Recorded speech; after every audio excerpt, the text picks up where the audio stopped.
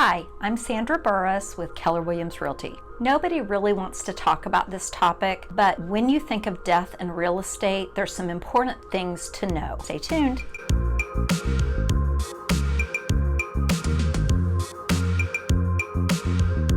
First of all, there are 3 ways that a property can pass to someone else after someone's death. The first thing is the probating of a will. Now, a lot of people think if they have a will, that's all that you have to do.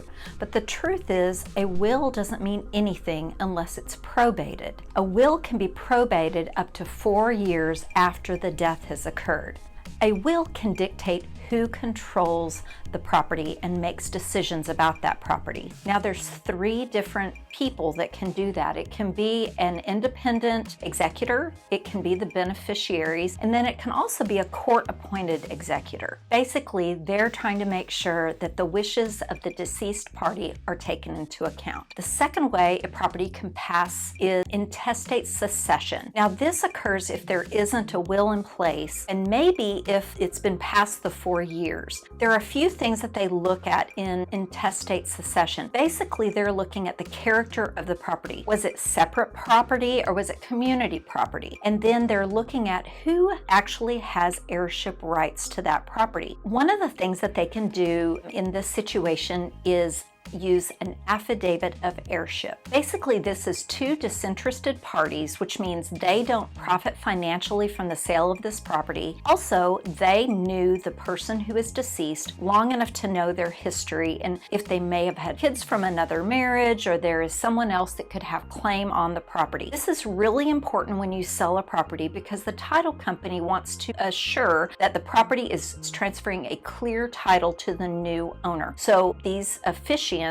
will sign a document saying that they knew of all of the heirs of this person, which means kids or anybody else that could have a claim to this property. Probate courts can also determine heirship if necessary, but that's kind of as a last resort. Lastly, there's something called a transfer upon death deed. The person, before they pass away, can say, I'm going to own full rights of this property through my lifetime, but upon my death, the property will pass directly to a specified person. The main thing to know about this is that this deed must be filed in the county records prior to the person's death. In addition, the transfer upon death deed is also revoked immediately in the situation of a divorce. Let me tell you a situation that we had. We had a family member who passed away in 2011, and her name was still on the deed of the property when her spouse was wanting to sell the property. Now, this couple had no other marriages,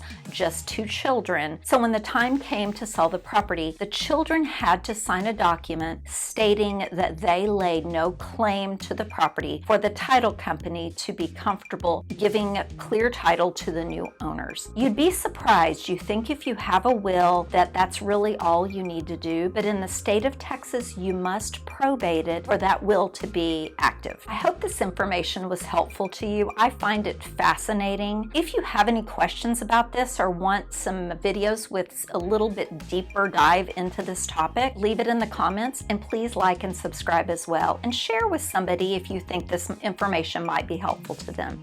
Thanks so much.